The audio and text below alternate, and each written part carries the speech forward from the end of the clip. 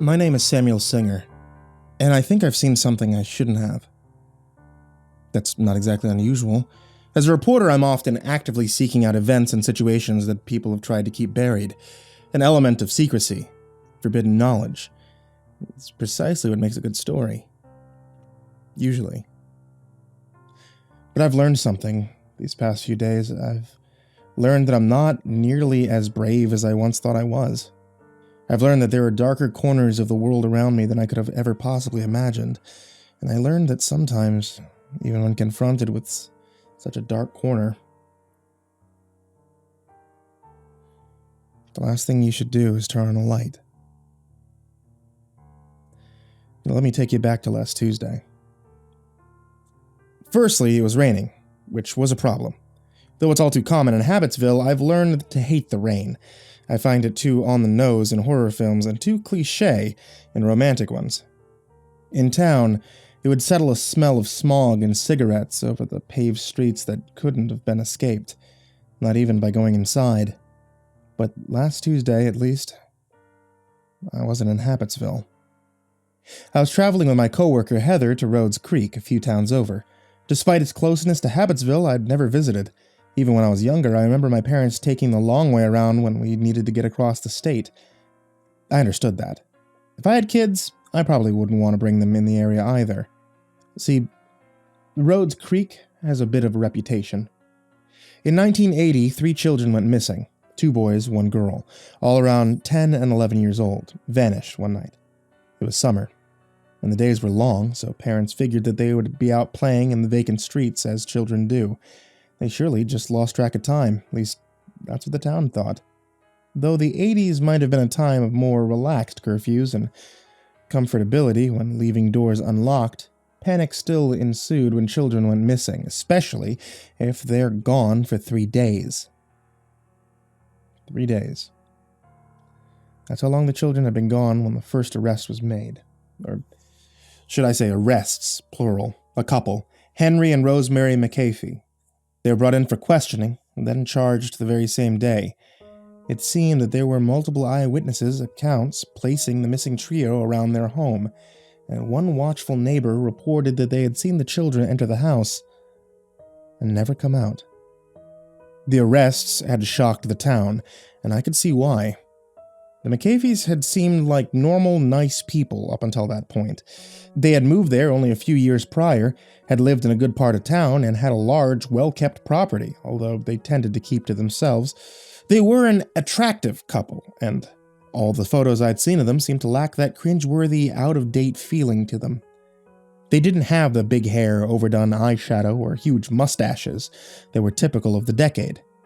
They were clean-cut, good-looking, classic, is how I might describe them. The appearance and good standing of the couple wasn't the only thing that sent a chill through the community. The third boy that had gone missing had been Tommy McAfee, Henry and Rosemary's only child. The rumors ran rampant through Rhodes Creek. Some still thought the children had just gone lost, but many had begun to think that the McAfees were really responsible. They had murdered the children and disposed of their bodies, even that of their own son. Some considered the possibility that they had used Tommy to lure the other 2 to them, and then killed all 3. Some still thought that the children were still hidden within the house. So a search warrant was procured, and the couple that had once been so private prepared to have their home rifled through by police as the town murmured amongst themselves. But then, just before the search took place, something happened. All 3 children came back. Well, they seemed tired and perhaps a bit disoriented, but they were otherwise unharmed. All 3 gave testimonies stating that they had merely gotten lost in an unfamiliar area in the nearby woods and had trouble finding their way back. A wave of relief and, to some extent, disappointment swept through the town as the children returned to their families. The McAfees were released and regained their son. Over the next few years, the other 2 children and their families moved away. Though I've made several attempts, I can't seem to find current addresses or contact information for either of them. Tommy McAfee, on the other hand, stayed. Tommy came back into the public light a few weeks ago when the local newspaper announced that his parents had both died in a car accident, leaving Tommy the sole inheritor of the property. This was when I reached out to him. He didn't respond. Not that I really thought he would. There hadn't been a peep out of him or his family since the events of 1980, and I doubted he wanted a reporter coming in and stirring things up, but it was nearly the anniversary of his own disappearance as a child, and so I figured it was now or never. I wanted to know what really happened those 3 days in the summer of 1980. I didn't believe that 3 children who had lived in Rhodes Creek all of their albeit short lives could suddenly get lost in their own hometown. There were woods in the area, but from my research, they aren't thick. And that one witness was stuck in my mind. The one who claimed the children actually went into the McAfee's home and didn't come out. And neither Henry nor Rosemary testified to seeing the 3 children that night, claiming that they hadn't ever seen their son since he'd left for the park in the early afternoon. And then there was the children's testimonies themselves. Through methods I'd rather not divulge, I've been able to look at the actual transcripts from the original police reports. Here's what they said. Name redacted. Girl. We had been out playing. We stayed out later than we meant to. Tommy said that he knew a shortcut back into town through the woods, but we got lost partway through. We kept walking through the night. We drank water from the creek. One day we saw the road and we walked home. Name redacted. The boy. We'd been out playing. We stayed out later than we meant to. I said I knew a shortcut through the woods back into town. Part of the way through we got lost. We drank water from the creek. We kept walking through the night. One day we saw the road and we went home. Separate accounts. Given by different people. And none being able to sit in on the testimony of the others, and yet they're virtually identical in context, structure, and diction. Something wasn't right. Heather had been interested, because she's like me, she's fascinated with mysterious happenings, even those that happened 3 decades ago. But she's far more outgoing than I am, so it was her that proposed that we drop in on Tommy McAfee, unannounced, on this rainy July day, and I, because I can't shake the feeling that I haven't gotten the full story yet, said yes. Something else happened in those 3 days. Something that had been buried for 30 years, and if there's one thing I can't escape, it's my desire to dig.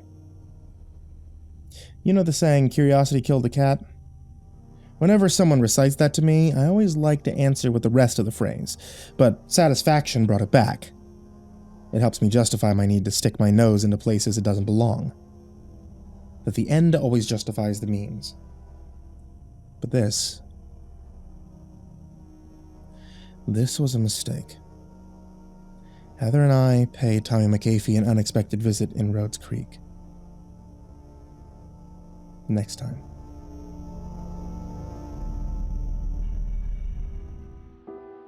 Are you sure we should do this?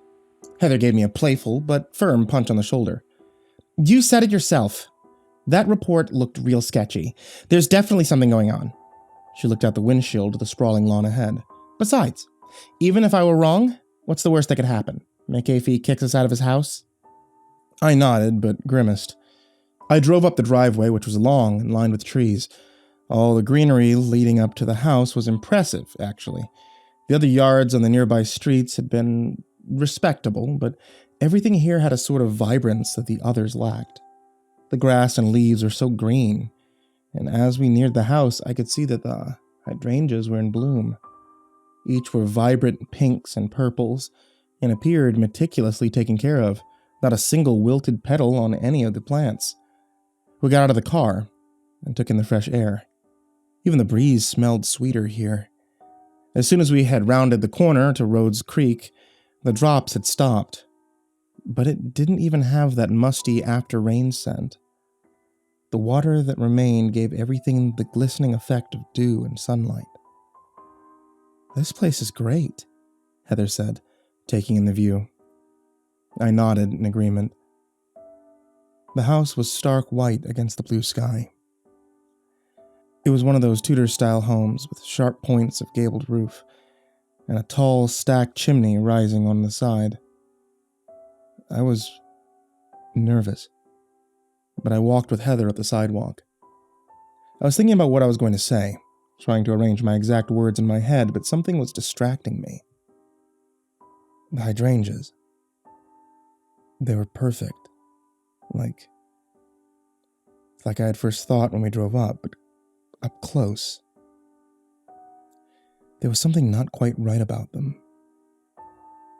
In school, we learned about the basics of thermodynamics. The first law is simple. Energy cannot be created nor destroyed. Almost like saying we have to work with what we've got. But the second law is the one that really screws us. Entropy. Over time, everything is working towards chaos. My science teacher used to tell it to us like this. If you left a wooden shed alone in the woods for 100 years, it would begin to decay. The wood would rot and splinter. Ivy would force itself between the planks until eventually, all that's left is a pile of rubble, without you ever laying a finger on it. Everything in nature is constantly working towards its own destruction, no matter what. And yet, these hydrangeas, there wasn't a single imperfection among them. No browning ends to petals, no stems that refused to bloom, no bite marks from hungry caterpillars, and the smell, though subtle and pleasant on the breeze, was strange at this short distance. It was almost too strong, too concentrated. It smelled like flowers, but in the way a banana-flavored candy tastes like banana. I walked over to one of the trees by the driveway. "What are you doing?" Heather asked, still halfway to the door. I reached out a hand and touched the bark before quickly pulling it back. I crouched down to the grass at my feet and tugged on a few blades. They stayed put. I walked back over to Heather. "What was that?" She half laughed. "I think you're right," I said a bit breathlessly. "I think there's something strange going on here." I motioned to the flowers in front of us. "They're all fake." Heather scoffed at first, but then I didn't return her smile. She leaned forward and felt for herself. They were high quality, to be sure, but there was no mistaking it. Nothing around here was alive. It was all synthetic, plastic, or something similar. "What the hell?" she said under her breath. Then, taking a few steps into the flower bed, she leaned a cluster of flowers towards me. "Look." Nestled in the blooms was a tiny bumblebee, the rump half dusted with pollen. Slowly, Heather raised her hand and gently rubbed her finger against the insect's wings. Nothing. It didn't fly, it didn't even crawl. "Amazing, isn't it?" Heather straightened up quickly, and we both turned to see a man standing behind us. Though he was in reality 50 years old, he looked much younger. His skin was gently tanned, and his build was athletic. His hair was combed to the side, not a stray hair out of place. He wore pants ironed to perfection and a button-up shirt that was just as prim. He smiled at us. His teeth were so white they almost glowed, and his skin didn't crease around his wide blue eyes. So blue, he might have been wearing colored contacts. "Sorry," I said quickly, reaching out my hand. "I'm Samuel Singer. This is, Heather Dyer." I cleared my throat. This was always the part that chased people away. "We're with the Moonlight Gazette." He smiled, but he only looked at my outstretched hand. "A member of the press," he said through clenched teeth. "Hardly," Heather spoke up beside me, much to my relief. "We're from Habitsville, which is small enough, but we aren't even the biggest news outlet in town." She tried for an easygoing smile. "Besides, you know how print media is these days." He kept smiling. "No, I don't." Heather's expression faltered. "It's, not doing well." "Oh," the man said, and his smile immediately dropped to a frown. His eyebrows, which had been slightly raised in excitement, instead furrowed inward. He looked like someone trying to make the expression that means sadness, without feeling any actual pity in reality. I'm sorry. That's why we're here, I jumped in. We're hoping that we could talk to Tom McAfee. We wanted to do a feature on him for our column, In the Moonlight. As soon as I said this, the man's expression shifted, back to that same smile he had begun with, like someone had switched a flip. You're in luck. I'm Tommy McAfee, he said brightly. And my heart sank. I was hoping he wasn't. Let's go inside and talk. Then he turned on his heels and began walking up the sidewalk and towards the door. Heather and I exchanged the same uneasy glances, but neither of us turned back. Is it about the garden? Excuse me? Tommy stopped walking and turned back around. Your story. It's about my garden, correct? I saw you two admiring it. A completely perfect, pristine, artificial landscape. No allergies, no pests. Paradise. He gazed around at his flowers. My parents made it. It's one of the few things I have left of them. It's lovely, Heather said politely. Thank you, he answered. Now come inside. We could talk more about it. You can take a tour of the greenhouse, too. He started to turn away, but my voice stopped him. Oh, I started, unsure of how to proceed. It's really impeccable for sure, but that's not what we wanted to talk about. Tom McAfee stopped, but kept smiling at us both. He didn't say anything. We wanted to talk to you about 1980, Heather said quickly, verbally ripping off the Band-Aid. It was a strange thing to watch. Tom McAfee's face, his plastered-on smile fell, but only for a fraction of a second. His mouth flatlined, his two blue eyes blinked, and then he had regained his composure. Huh, he said calmly. He looked at Heather more intently than before, then turned towards me. We met eyes only for a moment, before I had to look away from his intense gaze. Good. I hadn't expected him to say that. I also didn't expect him to turn once again and continue to walk towards the front door. But that was what he did, and Heather and I followed, thinking that this meeting was going to be better than we had hoped. In reality, it was going much, much worse.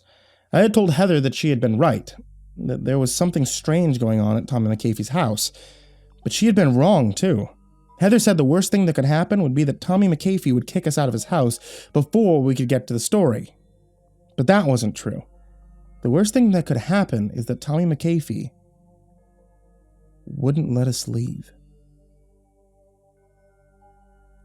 Have you ever made a decision and almost in the very same moment deeply regretted it? That's how I felt after I first stepped into the McAfee house. The same sickly sweet smell of the synthetic hydrangeas drifted in with us, but that wasn't the only problem. Heather stiffened behind me, and I knew she felt it too, and the worst part was the house itself was fine. It was painted a cool, crisp light blue. The white molding and wide windows made it feel airy and open, not the least claustrophobic. It was still sunny outside, and the beams streamed in and onto the wooden floor. No, the house wasn't inherently creepy on its own. Someone had made it that way. Let's sit in the parlor, shall we? Tommy said, a casual hum to his voice as he led us. The parlor is where things became problematic. The furniture itself was again fine, a gray sofa that appeared new, 2 cream armchairs that looked the same. There was a fireplace that was spotless, devoid of ash or wood. Above it a strange oil painting, a still life I couldn't quite make out. On the opposite wall, a large framed mirror. But the devil was in the details. I'm no interior decorator by any means, but it looked like the two drastically different styles were at war with one another in this room. The clean, plain, classic look of the furniture and the, well, demented quality of the accessories. Every surface that could be covered with a doily was, but not the thin, parched white lace of a family heirloom. It was messy, concocted, most not in complete circles, some with huge gaping holes made in them. They hung off the sides of the tables, few nearly sweeping the floor. They were all different colors and materials, and the overall effect was, well, disconcerting. Deep navy blue curtains hung, pressed from either side of the windows.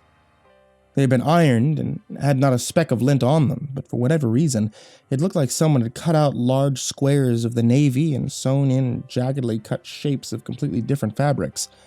Some were checkered, some plaid, some striped, and all were loud, bright colors. Lots of orange and purple, and each were messily sewn into place with thick red yarn. I was trying not to stare around the room, especially because I was intensely aware of Heather openly ogling her surroundings from where she stood next to me. "You have a really nice house," I said gently. "Oh, yeah, very nice," Heather said absent-mindedly. Tommy smiled brightly at us. "Please, sit," he said, and motioned to the sofa. He sat in one of the armchairs, and I could see they too had been given a similar patchwork job as the curtains. The sofa, on the other hand, had a large tear that went across nearly the entire length of the sitting portion, like someone had raked a knife across it, then it had been messily mended, haphazardly sewn back together with the same thick red yarn. To say I was uneasy would be an understatement, but Heather sat, so I did too. Tommy stared at us for a moment, and we stared back. Then, just as I was about to break the silence, Tommy did it for me by abruptly getting to his feet. "Would anyone like some coffee?" The sweet smell, plus my own nerves, was making my stomach turn. "No, thank you," I said, but Heather perked up. "I'd love some, if it isn't too much trouble," she said politely.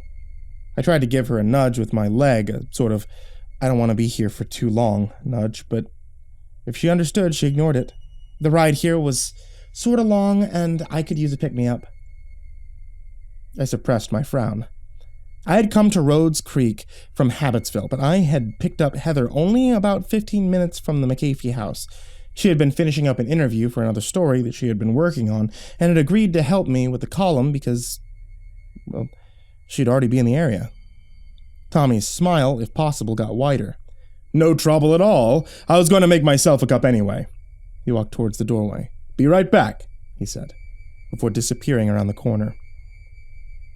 It sounded vaguely like a threat, but I blamed that on my own uneasiness. "What are you doing?" I said to Heather in a hushed whisper. "Don't drag this out. This place is creepy. Let's just get the story, get out." There was an urgency in my voice, but Heather didn't look like she was paying attention. Instead, she was staring at the fireplace. Then, wordlessly, she rose up and strode over to it. "I wanted you to take a look at this." She motioned to the oil painting that hung on the wall. I looked back at the doorway to make sure that Tommy was still away. I had no idea how far away the kitchen was, but I somehow knew that letting him catch us examining his house any closer than we needed to would not be a good idea. I stood beside Heather and looked at the painting. "What am I looking at?" I asked. The paint was put on thick and smattering in gray and blue and white. I'd never been much of an art critic either. "It's the parlor," Heather said, and as soon as she said it, I could see it. The sofa where we had been sitting, the armchairs, the fireplace, and even painted above it, the very painting we were looking at. The only difference? Everything was on the wrong side. The sofas were on the left instead of the right. The armchair was the opposite. And another difference. There was something on the sofa. It was undefined, a smudge of lavender in the center, and lines that resembled arms and legs. I couldn't tell what it was, and yet a shiver ran down my spine. I shook my head. "That's weird, you're right," I said. "Weird is good. Weird is why we're here." Then Heather moved back towards the sofa and sat down, right in the center. "What are you doing?" I asked. "Leave some room for me." She wasn't listening, although this time she was staring at the opposite wall, the one with a mirror. She looked for a second, then stood up quickly. She grabbed me by the shoulder and shoved me into the exact spot where she had sat. I gave a grunt, but before I could protest, she pointed at the mirror. "Now, look at the mirror." I did. And at first I was confused. I saw myself, I saw the sofa, the chairs. "Oh," I said, and Heather smiled. Oh. The painting, for whatever reason, was the exact view that a person sitting in the center of the sofa would have, if they were looking at the parlor through the mirror. What is that? I started, not entirely sure of where my question was headed, but I was cut off. Footsteps were approaching. But they weren't human. I tensed at first until I'd recognized the noise, the soft, padded feet and swaying walk of a cat. And then it appeared. Through the doorway, it was long and lean. It was a cream color, like the armchairs, and thick white fur around its chest. Its paws were bright white, little tiny gloves. I could see the white fluff extended down its stomach, making it look plumper than it probably really was. A sigh of relief went through me. I didn't mind cats. This was fine. I moved over on the sofa, and Heather sat back down beside me, both of us intrigued by the visitor. Its eyes were a bit concerning. They were dark, probably brown. But they looked black and blended in with the pupils. It sat down after walking a few steps into the room and stared at us. Not in the distracted manner an animal stares at another animal. It seemed strangely intelligent. "Come here, kitty," Heather cooed at it, snapping her fingers lightly as she leaned towards the cat. And to my surprise, it came. It rubbed against her legs and gracefully accepted her hands on its fur. "Pet the cat, Sam, it's sweet," she said teasingly, but I didn't. If I had felt queasy before, the oil painting had me feeling absolutely ill. I shook my head, but Heather insisted. Before I could stop her, she picked up the cat and put it on my lap. "No, I started, instinctively holding the cat around the middle. As I did, I quickly jerked my hand away. The cat slid out of my lap and trotted towards the door. It disappeared, and I turned to Heather. "I swear, I just felt..." Before I could finish, we heard footsteps. This time, heavy and decidedly human. It was Tommy with 2 cups of coffee, on small plates on either hand. As always, he was smiling. Heather and I both smiled weakly back. "Now," he said brightly, "where do we begin?" Now that we were inside the house and Heather and Tommy had their coffee, I knew it was time for the interview. This was what I had come for, and I knew I was potentially about to get answers to questions posed decades ago. But I wasn't thinking about any of that. I was completely certain I had felt a zipper on that cat's stomach.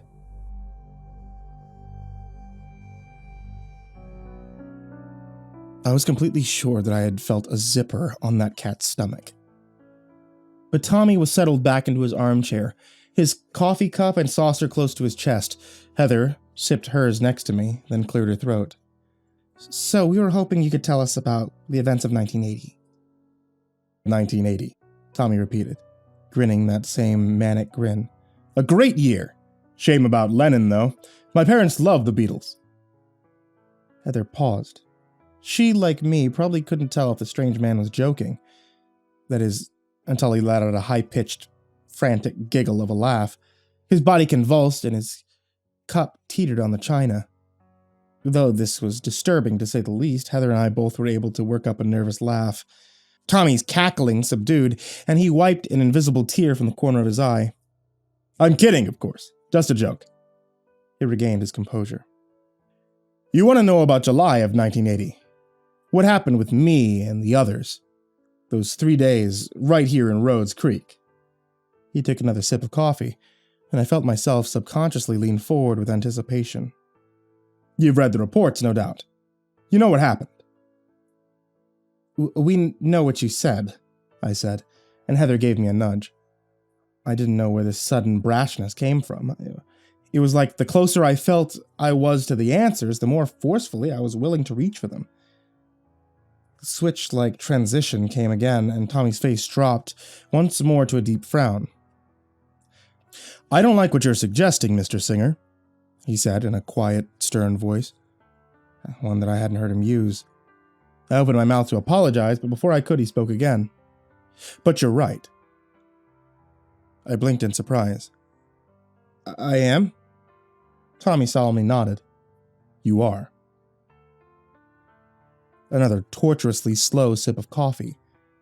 At this point, Heather and I were on the edge of our seats on this sewn-up sofa. We told the police we had been lost in the woods. But that wasn't exactly true. The truth is, he paused, I have no memory of where I was for those 3 days. None of us did. That was a shock. Apart from the incredibly validating feeling of discovering that I was right, that the report wasn't accurate, I felt something else. Doubt. It seemed all too easy to loosen Tommy's lips. After all, this was a lie he had maintained for 30 years. Why break his story now? And why to Heather and me? But why lie? Heather asked, her brow furrowed.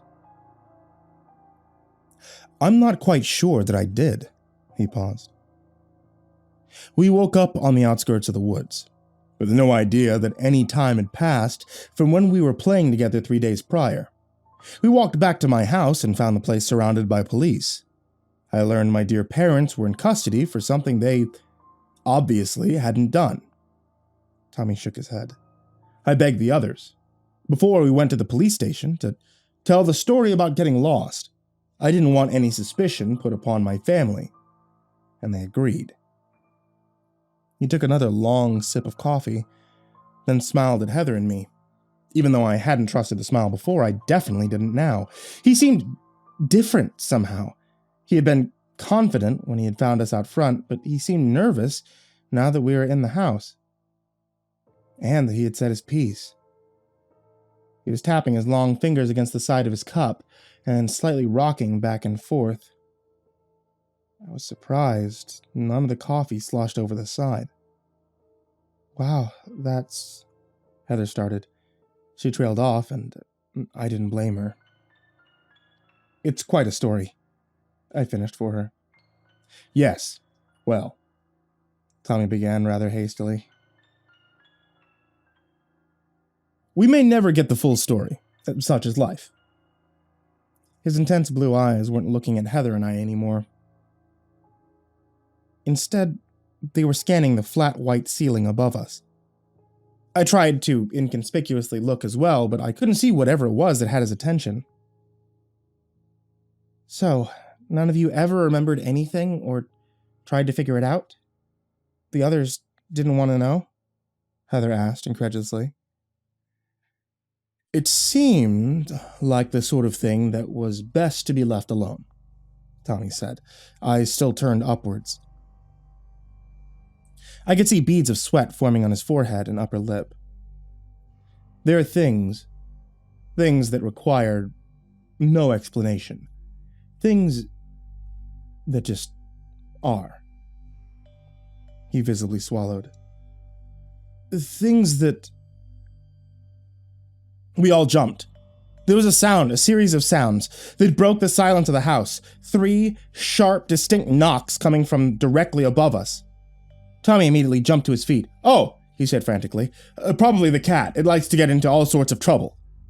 I shuddered at the reminder of the cat. Tommy placed his cup and saucer on the nearest doily-covered table next to his armchair. I'd better go make sure that it hasn't broken anything valuable. Tommy had left the room before we could respond. Heather and I sat on the sofa in silence as we heard his hastened footsteps fade. Then she turned to me. I don't buy it. I shook my head. Me neither.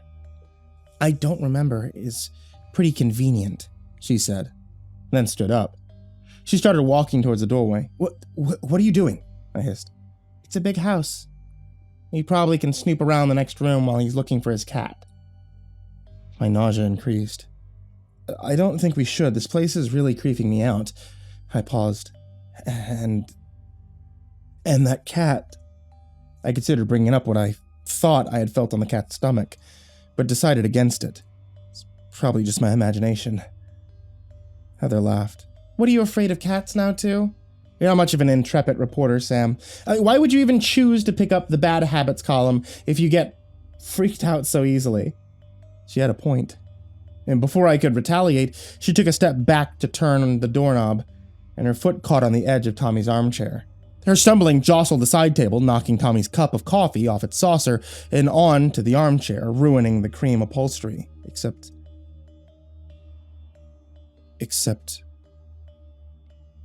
it didn't. Heather quickly picked up the cup, trying to minimize the spread of the stain, only there wasn't one. She looked into the cup, frowning. Then she wordlessly tilted it towards me. It was a prop. A ceramic cup filled with dark roast-colored plastic. A fake cup of coffee that Tommy McAfee had been pretending to sip for the entirety of our conversation. Heather and I met eyes. I sighed. Let's go check out the next room.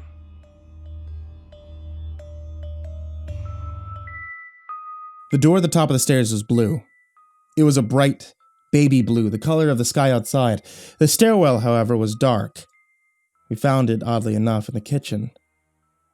That was the next room that we had decided to investigate. It was a large kitchen, which made sense, given the grand size of the house. There were large gas stoves and cavernous double sinks. An entire staff would work in that room, easy. But it looked like nothing had been touched in a long time, maybe not ever. Except, of course, the coffee maker. It still blinked a feeble red in the corner next to the refrigerator, a refrigerator that we had opened, only to find absolutely nothing inside. That had been disconcerting enough, until Heather noticed the dark stairwell and the blue door. Its very presence had sent a chill down my spine. It didn't have anything strange on its own, but it felt strange. Until Heather had pointed it out, I hadn't noticed it. But not just not noticed it, it was like I couldn't notice it, like my eyes wouldn't let themselves settle on the stairwell or travel up the steps to what lied ahead. It was like my mind wanted me to just skate over it, to stay away. Yet here I was, staring directly up the dimly lit stairwell in the kitchen, directly at the blue door. Tommy lives alone, right? Heather asked quietly. Yeah, I'm pretty sure, I answered. She frowned, then raised an arm to point up the incline. Like my eyes wouldn't let themselves settle on the stairwell, or travel up the steps to what lied ahead. It was like my mind wanted me to just skate over it, to stay away. Yet here I was, staring directly up the dimly lit stairwell in the kitchen, directly at the blue door. Tommy lives alone, right? Heather asked quietly. Yeah, I'm pretty sure, I answered. She frowned, then raised an arm to point up the incline. Then why would he need that? I followed her gesture up to what hung from the door's handle. A large, rusted, brass padlock. I wiped my sweating hands in my pants. We should go back to the parlor. Tommy's probably back now. Heather wasn't looking at me, though. Instead, she was taking one cautious step into the stairwell. Immediately, I took a step back. She stepped from the bright lights of the kitchen into the dark shroud of the stairwell, and I felt a sudden aversion to her. It was the way you might feel uneasy around catching just a glimpse of something just barely rising to the surface of a dark pond. I didn't like it. But I pushed the feeling out of my mind. What are you doing? I hissed. She waved me back with one hand as she continued up the steps. I just want to get a closer look. Tell McAfee I'm in the bathroom or something. I hesitated. I didn't want to separate from Heather. I wish I could say it was because I didn't want her to be alone in the house, that I was worried for her, but that wasn't true. Heather could take care of herself. I didn't want to be alone with Tommy. Sam, go, Heather said as she reached the top, before we get suspicious. She stood there next to the blue door. I swallowed the urge to tell her to come back down, to get away from it. Fine. Then I turned and went back to the parlor, thinking that Heather would be fine, that I would be fine. How naive. Tommy was already there by the time I got back. He was sitting calmly in his armchair. He held the cup of coffee, the one that I knew to be filled with plastic, in his hand. His other hand was absent-mindedly stroking the large, pale cat that sat in his lap. It was staring at me as I entered, and I could hear its loud purr. "Sorry," I said quickly, returning once more to the sewn-up sofa across from him. "I was helping Heather find the bathroom." Tommy smiled at me. "And did you find it?" His voice sounded newly sinister, and my mind flashed to the blue door. "Yes, we found it. She should be back soon." His smile faltered. "Doubtful." I blinked. "Excuse me?" My heart sped up in my chest as Tommy, still stroking the cat, slowly peered in his coffee cup and frowned. "You know, Mr. Singer," he said slowly, "sometimes I don't feel quite like myself." Then he very carefully tilted his cup over until it was upside down. Nothing came out, and his frown deepened. "Are you okay, Mr. McAfee?" I asked, trying to keep my voice from shaking. I was extremely nauseous at this point, both because of Heather's absence and the conversation I was having, but there was something else. The sweet smell, the synthetic hydrangeas scent, had suddenly gotten even stronger. Tommy kept staring into his cup. It was as though he had just realized for the very first time that there was no coffee inside. "You want to talk about those 3 days, Mr. Singer?" he said quietly, his face unusually blank. "But I don't remember. It's as if..." He paused. "It's as if I fell asleep in 1980, and I've been in a dream ever since. It's a fine dream.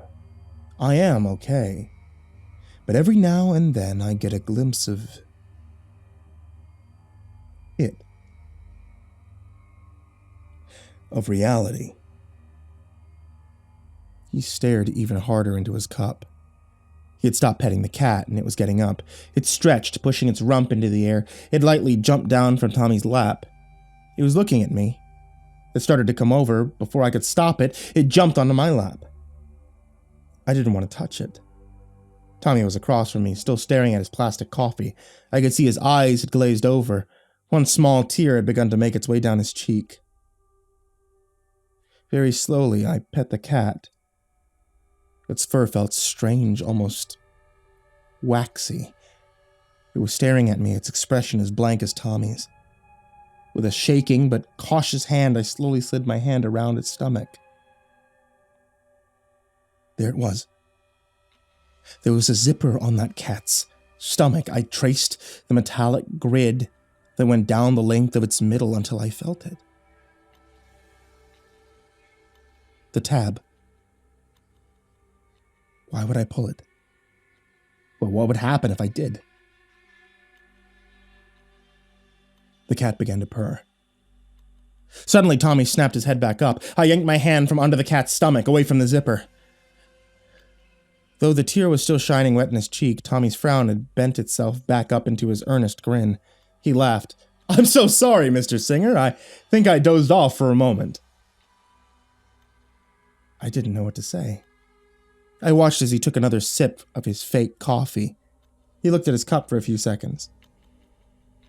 "I had the strangest dream," he said tearfully.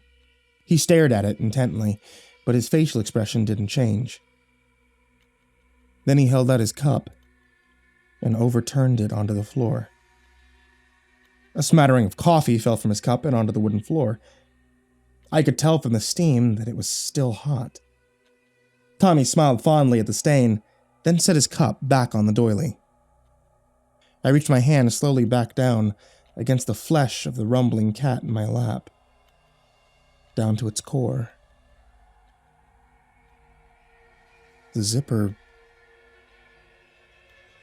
was gone.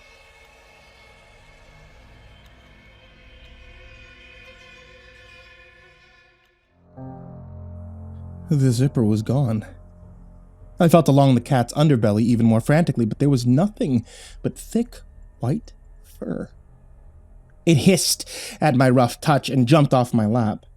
It trotted back to the doorway and vanished around the corner as Tommy chuckled. "Such a fickle thing," he sighed. "I remember when I first got it." His smile twitched like a flickering light. "Well, maybe I don't remember it so well." Tap, tap, tap. Tommy and I's heads snapped upwards. 3 precise knocks once more, coming from the ceiling, just as it had done before. Tommy looked at me, and I looked back.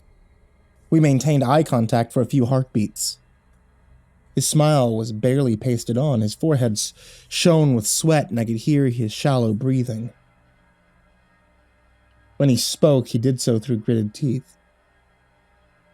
"Must be the cat," he just barely uttered.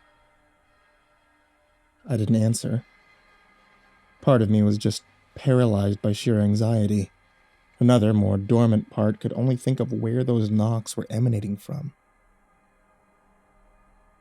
Somehow I knew. The knocks were coming from the room behind the blue door. Tommy rose to his feet, no doubt expecting to once again make a quick exit, to go off to wherever he had gone before, but this time I stood as well. "What's in there?" I asked, with as much confidence as I could muster. Tommy froze. "In where?" I squeezed both fists at my side. "The room behind the blue door." Tommy let out a sound like a long, painful wheeze. "Nettles." The name wasn't familiar, and yet it strangely was. It was like the sweet smell that pervaded the entire house. The more I smelled it, the more I recognized it, the more I hated it. The moment I heard that name, I had this feeling it was just on the cusp of nostalgia, but intensely, unabashedly frightening, enough to chill my blood as it flowed through my veins. Tommy's teeth were clenched so tight I thought they might crack. A vein in his forehead stood out, engorged and throbbing with his too-fast heartbeat as I watched. A shudder ran through him. No, not a shudder. Not a cringe of fear, the likes of which I had felt multiple times since arriving at the McAfee house. This was different. His entire being suddenly began to vibrate and continued to do so, at a higher and higher velocity. Bits of spittle sprayed from his lips, still stuck in that terrible grimace. I thought he might be having some sort of stroke, but before I could take a step, whether forward or back, he stopped. He's breathing heavily through his nose, a drip of snot working its way towards his mouth. He stared at me with his 2 blue, bloodshot eyes, then he spoke. "Where's Heather?" I blinked. The cat, the zipper, Tommy, the blue room, that disgusting sweet smell, all of it had been making my head and stomach turn so violently, I'd completely forgotten about Heather.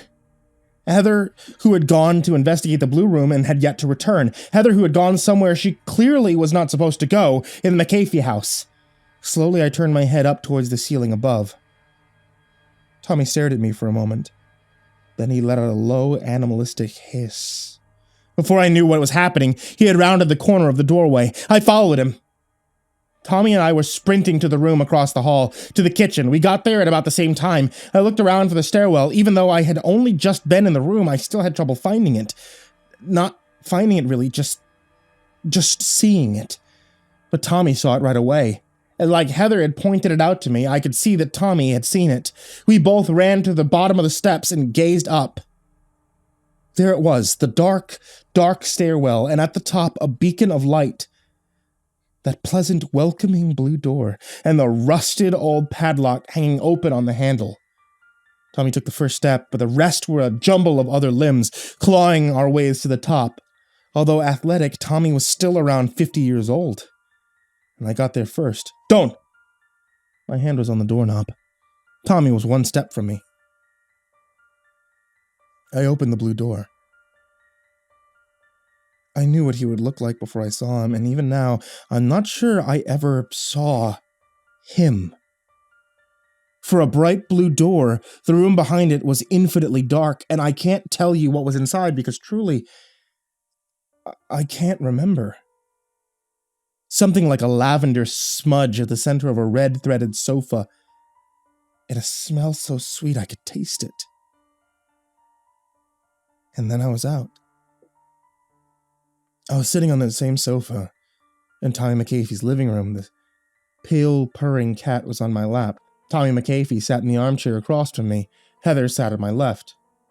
I was breathing heavily and sweating. Heather was looking at me, concerned and saying something. Tommy watched me and sipped his coffee. Sam. What? Heather frowned deeper. Are you okay? I sat up, my arms weak and shaking. The cat stared at me with its blank eyes. What happened? I asked blurrily. I felt sick. Tommy set his cup and its saucer on the side table next to him. I think you might have fallen asleep. I don't blame you. That sofa's really quite comfortable. He smiled wide. And the cat makes such a good blanket. I looked at the cat and it stared back. I didn't even want to reach for its stomach to feel what I feared was there. Instead, I pushed it off my lap and onto the floor. It landed on its feet and it turned so it faced me just to stare. Sam, that was kind of mean, Heather said teasingly. She leaned down to stroke the cat's head. It began to purr, but didn't remove its gaze from me. I nervously looked at the painting that hung on the wall. My eyes settled on the figure that sat so near where I sat. Heather, what happened? What do you mean? She asked, still half bent over petting the cat. In the room, behind the blue door. She faltered for only a fraction of a second before answering. What blue door? It was enough to draw my attention over to her. Her form bent forward, fingers to waxy pale fur, her shirt pulled down just slightly in the back where she folded. I could see the very top of her back, and the tip of which I at first thought was a tattoo, but I knew better now. Heather had a zipper. I had been halfway back to Habitsville when I realized that I had taken the cat. Everything had happened so fast. When I saw what was on Heather's back, I got up to leave. Tommy tried to stop me, but he couldn't. The cat sat in the passenger seat on the way back, watching me. I had to pull over and throw up on the side of the road at one point. That sweet smell was still so potent, even miles from the house. I could still smell it a bit now, even as I write this. Yeah, I checked the cat's stomach. After I vomited on the roadside, I looked. Nothing. No zipper. I drove back to the office. I carried the cat inside because I wasn't sure what else to do with it. Couldn't leave it in the car in the middle of July.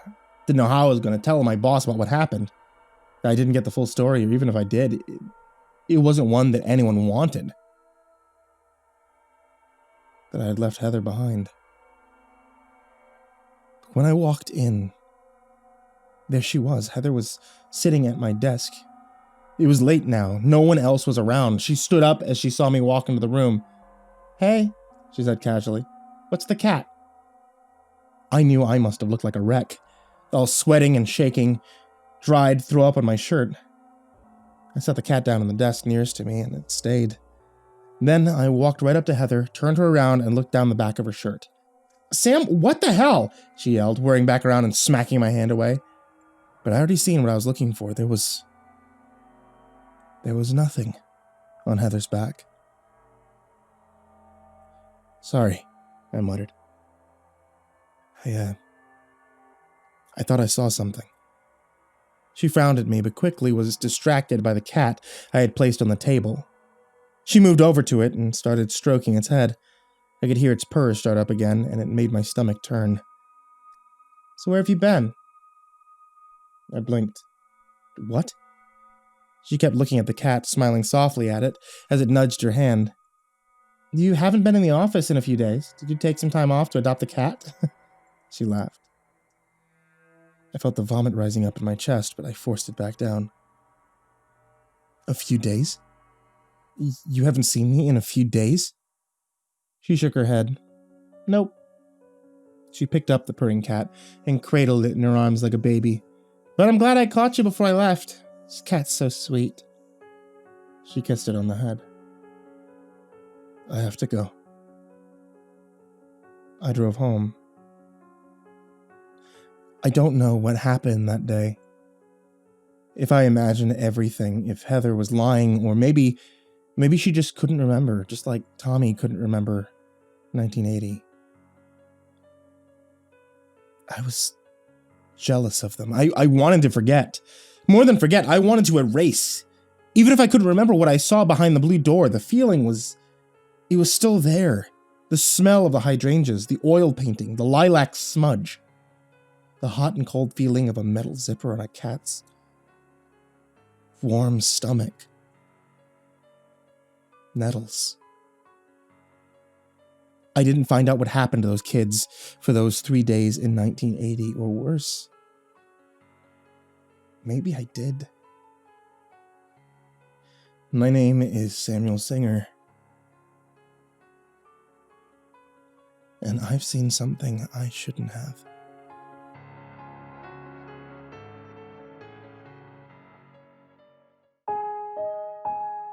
Hey there, kids, and happy Halloween. It's me, MrCreepyPasta, and I wanted to tell you thank you so much for watching tonight's video, or listening to tonight's episode this Oktoberfest on the podcast.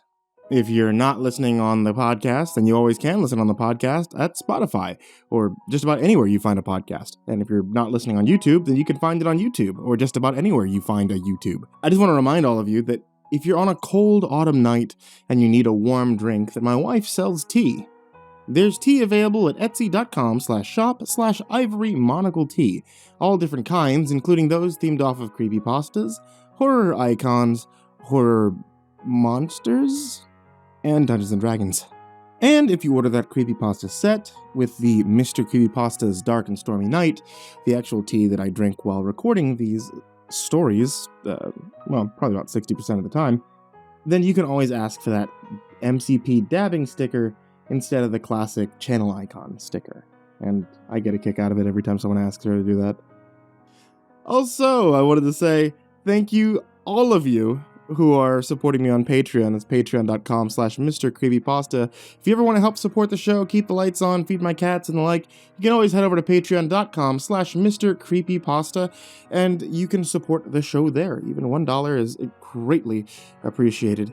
And I have a very special thank you to these guys, such as Jordan Alexander Sanchez, Mr. Thud, Ken Lando Higuchi, Chompski, Nico Kaeo, Tristain Pelton, Stephen VanHuss, Chance Burnett, Deanna Kraus, G. Weevil 3, TheRedOakShieldVirus, CoryxKenshin, Pothead Holmes, Rival 1, JimboTheHutt, Caspian, Jordan Nells, The Village Witch, Hades' Nephew, Jordan Wayne Deckard, Bradley Leipe, and Charron, AcidSystem, Mike Bullock, Fooly Cooly Dude, Prozac and Pancake Appreciation, Brian Arse, Cryptic Nightmares, Shadow Morningstar, Brianna Wright, Someone You Love, Said the King 56, Bad Honey, S-Man, Kiri the Sloth, Thomas Burgett, Liam Newman, Sky Harbor, Caleb Dougal, Last Blade Song, Rafael Rodriguez, The Ginger Bros, and Aaron Stormcrow. And another thank you to all you guys who are in the description down below. Thank you guys so much for watching. Thank you all for listening. And I hope you all have a wonderfully happy Halloween. Sweet dreams.